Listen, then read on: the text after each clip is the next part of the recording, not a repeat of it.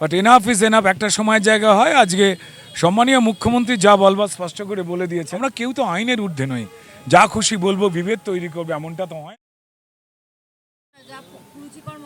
কথা তো শেষ হয়ে গেলে নোটে গাছটি মুড়লো। যেভাবে উনি কথাবার্তা বলেছেন তা মানবতার পক্ষে বিপজ্জনক, সুসম্পর্কের পক্ষে বিপজ্জনক। পশ্চিমবঙ্গ যেভাবে যে সংস্কৃতি নিয়ে চলেছে সেই সংস্কৃতির পক্ষে বিপজ্জনক তিনি কথাবার্তা বলেছেন। বাট এনাফ ইজ এনাফ, একটা সময়ের জায়গা হয়। আজকে সম্মানীয় মুখ্যমন্ত্রী যা বলবার স্পষ্ট করে বলে দিয়েছেন। এফআইআরগুলো রুজুও হয়েছে। আমরা কেউ তো আইনের ঊর্ধ্বে নই, যা খুশি বলবো, বিভেদ তৈরি করবে এমনটা তো হয় না।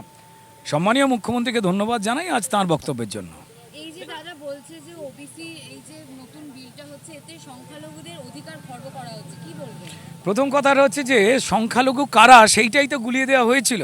এর আগের দুটো সরকার জাস্ট তোষণ করবার নামে এই গণ্ডগোল তো ঘটিয়েছিলেন, এবং এটা নিয়ে হাইকোর্টে তো বক্তব্য ছিলই। আপনারা জানেন কি অবস্থা। আজ সেটা পরিচ্ছন্ন হলো, অত্যন্ত আনন্দের কথা।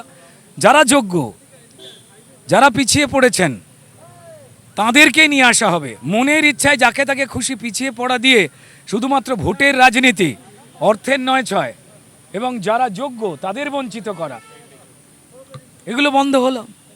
দাদা এই যে রচনা ব্যানার্জি তার ক্ষোভ উগড়ে দিয়েছেন মমতা বন্দ্যোপাধ্যায়ের উপর, যে উনি বলছেন যে উনি রাজনীতিতে জয়েন করার আগে উনি জানতেন না এই দলটার মধ্যে এত নোংরামি।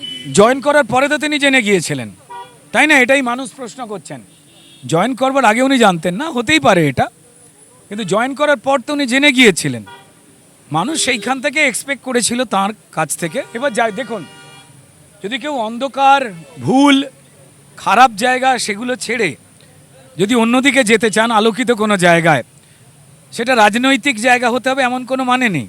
বা উপলব্ধি হওয়াটা সেটাও তো প্রয়োজন রয়েছে। তাই কারুর দেরিতে মনে পড়ুক, কেন মনে পড়লো, আগে তিনি কি করছিলেন, এটা নিয়ে সমাজ প্রশ্ন করবেই, তার জবাব দিয়ে তিনি করবেন। তবে এটাই বলতে পারবো যে ভালো কোনো কিছুর পক্ষে, অন্যায়ের বিরুদ্ধে যদি কেউ আজ না হয় যদি কালকেও দাঁড়ান, সেটাকে নিয়ে বিদ্রূপ বা কোনো বাঁকা মন্তব্য করা উচিত নয়।